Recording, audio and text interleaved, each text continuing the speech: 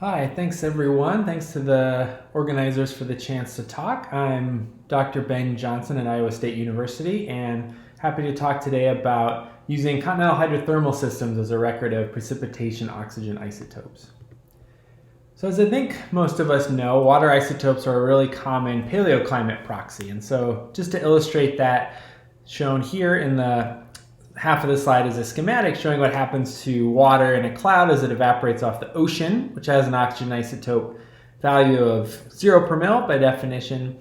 As it gets entrained in a cloud and evaporates and travels along its way, various things happen to it. It rains out, and there are a number of factors that affect the delta 18 value of rain or snow that comes out over a continent, and these are really important features to reconstruct for sort of determining paleoclimate. So there's a couple things that play into this at a broad scale. One of those is temperature. So the temperature at which both this evaporation happens, forming the cloud, and the temperature of precipitation in an area can affect these values. The place where the water is coming from is really important. So ocean basins have slightly different delta 18 values depending on the season. If it's coming from within a basin itself, from a big lake or something, that can have a different signature. And a third factor that can control the delta 18 value of ancient precipitation is the altitude. And so that's shown here in this figure as well. As this cloud mass rises up and over a topographic barrier and the air mass gets cooler, the delta 18 value of precipitation as it changes from rain to snow becomes much more depleted. So there's sort of a combination of these three things, along with many others. I don't want to say there aren't other factors, including what kind of plants are around and that. But this, on a broad scale, are the factors that can control a delta 18 value of precipitation in an area. And all three are interesting from a paleoclimate perspective in how we reconstruct these ancient environments. Typically, we use sedimentary rocks or biogenic material as a record of these values, things like carbonates in soils or carbonates in lakes or isotope values of fossil material. These are great because they precipitate or form directly from water, or they use the water when they form. However, since they form at relatively low temperatures, they can more easily be affected by things like diagenesis on alteration. They're also much more likely to be affected by seasonality. So maybe a carbonate mineral tends to only form in the summer in certain settings or only in the fall in certain settings. And so it doesn't give often a sort of integrated perspective on what the delta 18 value of precipitation was at the time the mineral formed. So as an alternate record, here I'm going to explain a technique where we can use hydrothermally altered crust as a record of oxygen isotope values. And so we can build on what's really an extensive literature, especially in the ocean crust realm, of the isotopic consequences of hydrothermal alteration. And so this basic pattern where you have some input of fluid from the surface that descends down through the crust and is heated by some heat source where it's driven back up happens in a number of crustal settings. And we know that in the shallow crust where the temperatures are relatively cool, you tend to transfer oxygen 18, the heaviest isotope, from the fluid to the rock. And so that will increase the delta 18 value of the rock. That relationship is exactly flipped at deeper crustal levels that are hotter, where this time you're transferring oxygen 18 from the rock to the water. We know that relationship between this exchange of oxygen isotopes between water and rock in these hydrothermal settings. We know that really well. It's a really well-studied process. And so the question is then, can we use this thorough understanding in a quantitative way to actually use patterns of alteration in various geologic settings to estimate the input value? In other words, can we come in here and measure what the delta 18 value of the rock is now to estimate or determine what it was, what the fluid composition was before the alteration happened? And so I'll explain a way we've done exactly that with using a quantitative inverse method. And as I'm going through this, I want you to keep in your head espresso.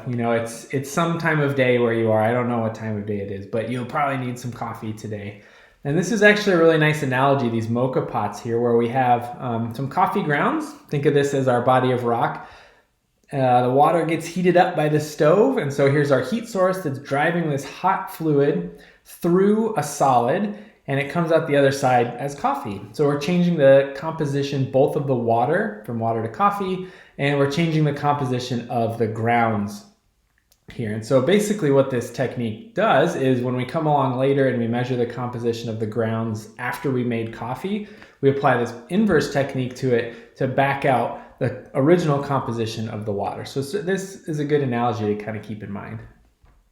And so here's a schematic. So instead of coffee, we have this box of rock. So we labeled this box A, B, C, D. It starts off with some initial delta 18 value, delta Ri, and this is something we can constrain based on the geologic setting. So ocean crust has a particular value it starts at, continental crust has a particular value that it starts at. So we have a good handle on this based on the geology of an area. Then as a fluid, this fluid flow Q1 comes in across this side of the box AB. It exchanges oxygen isotopes with the rock at a certain temperature and has a characteristic delta 18 value that we'll call delta AB. So this is an exchange that happens as the fluid comes in. As it comes out the bottom of the box, maybe the temperature's hotter down there, and you have, again, isotope exchange across this boundary. And so that exchange between water flowing in, flowing out, and the rock changes it from its initial value delta Ri to this final value delta Rf. And the difference between those, we can just say, is a big delta, or the change in the oxygen isotope composition of the whole box A, B, C, D. So the rock is altered, this big change, and this is just a mass balance equation. So we're just saying fluid comes in, interacts with the box up here, all that fluid goes out, interacts with the rock down here. That difference is this big delta A, B, C, D. So for this method, we're just assuming two mass balances. The first is that the amount of fluid that goes in equals the amount of fluid that goes out. And the second is that the total amount of oxygen in this box of rock stays the same. We're not adding or subtracting total oxygen, we're just exchanging isotopes between fluid and rock, and that exchange is based on independent measurements of temperature in an area. We can also make this a full 2D method, so we can have fluid fluxes across the other two boundaries of the box, which means we just add a couple more terms down here to have fluid flow across the other boundaries and the associated oxygen isotope exchange that happens at those boundaries. Great, so this is sort of the setup we have. Now in applying it to natural settings, what we can do to capture variability across a broader geologic area, across an outcrop, is we can just add more boxes. So now we've got these two different boxes with fluids flowing into and out of one box, into and out of another box. And so now we have two mass balance equations, one for each box. We can add more boxes because we need to capture what happens on a bigger system, in an area. So now we're just adding more of these mass balance equations for these different boxes. And eventually it's easier just to represent this system of equations as a matrix. And so that's what I'm showing here on the right, is this matrix equation that just takes the fluid and isotope, so the oxygen mass balance in each of these boxes, represents the oxygen isotope exchange across these boundaries in this matrix on the left. There's a fluid flow vector, and then the product of these two, that's the change in the delta 18 value of the rock. So that's the final minus initial of the rock. And so then what we can do is we can apply standard least squares linear regression on here, this inverse technique, and we solve for this Q vector right here. So we solve for the total amount of fluid that goes through an area in order to produce the alteration patterns that we see. We can plug those into what's a well-known equation here, where we relate these things, some that we measure. So we go out and we measure the delta 18 value of the rock after it's been altered. We sort of know geologically what it started as. We know the amount of rock that went through here, and we know the temperature at which that exchange happened. We then model the amount of fluid that goes through there, and from these we can estimate the original delta 18 value of a fluid that altered a body of rock. So let's validate this in a couple of settings of ocean crust. So here are three outcrops from the modern seafloor in the Pacific Rise in Japan. The Celia graben is an ancient ophiolite here. And we picked these because we know very well the answer that we should get. We have good constraints on what the delta 18 value of seawater was at the time that these units formed and were altered hydrothermally by that seawater. And so this is what some of that data looks like when we actually apply the model to it. So we take our aspect ratio here. This is just these are all the sample locations for these 3 different settings to scale. And then we contour between these two, between all these points to make a regularly spaced grid. So that's where we put all of our boxes of rock over these grids of oxygen isotope values. These are cross sections of oxygen isotope values and of temperature. So we project these onto a common 2D plane and perform the inverse technique. Here's the results of that validation.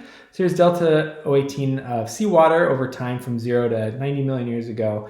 Our data is in orange dots with the error bars shown here. And what you can see is we're matching this independently estimated record from benthic foraminifera. So we're getting this value really well, and it does really seem like the delta 18 value of fluid is recorded over the lifetime of a hydrothermal system and might even be sensitive to about sub per mil levels. You know, this scale here is at, 1.5 mil or so. And so now we can move on and test this in a terrestrial setting. And so we did that in the San Juan Mountains of Colorado. So here's a map showing the general geology of the area. And these are a series of calderas that were active from about 35 to about 15 million years ago. And there's a number of oxygen isotope data from the area. And so we picked 4 calderas from this area spanning from 35 million years ago at Bonanza Peak to Stony Mountain Complex at about 15 million years ago. So we have all this oxygen isotope data. We apply our inverse technique on all these settings, and here's the result we get. So again, for all the different calderas, here's delta 18 value going from -10 to -18 per mil on the y-axis.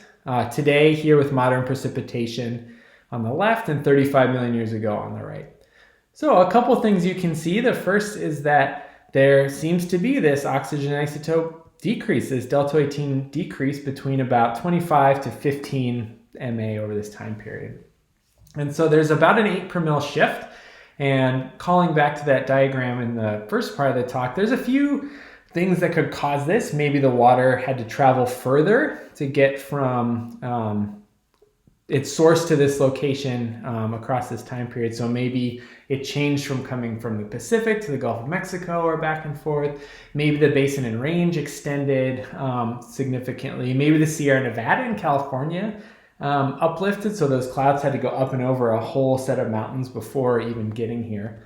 Another thing that's consistent is this is consistent with about a 2 to 3 kilometer uplift, given this kind of isotope lapse rate, for lack of a better term, of about 2.8 per mil per kilometer. So this is consistent with some elevation change across this time period as well. It's also consistent with some other isotope data. So it's consistent with some previous work from delta 18 value at about 35 million years ago. It's also this excursion here is about the same age as the Ogallala Formation, which is a basement sourced gravel that is found in Nebraska and Kansas. And it looks like it was sourced from the Rocky Mountains. So it's consistent with some uplift and erosion and deposition of this gravel around that time. We can also fit our data in with some previous paleoaltimetry measurements just to see if we're sort of on the right track here. So that's what I'm showing here with elevation here on the y-axis, age from 0 to 35 MA million years ago on the x-axis. And here's some previous work based on both thermochron and clumped isotopes, as well as some basalt vesicle paleoaltimetry. And I can talk about these more in the questions if you like. And here's our data in blue shown over that, sort of an implied elevation given our delta 18 values. And we're all finding the same kind of thing here. There's this period of uplift between about 25 to 15 MA. Maybe we're predicting slightly more uplift based on our measurements, but it does seem like we're at least consistent with what previous authors have found. And so just as a last couple points, I want to just show that we can actually get some information about precipitation delta 18 values in this hydrothermally altered crust. And at least in the San Juan Mountains, it's consistent with about 2 to 3 kilometers of uplift. And our goals next are to expand this as data points for sort of global climate models that are isotope enabled, and happy to answer questions. Thank you.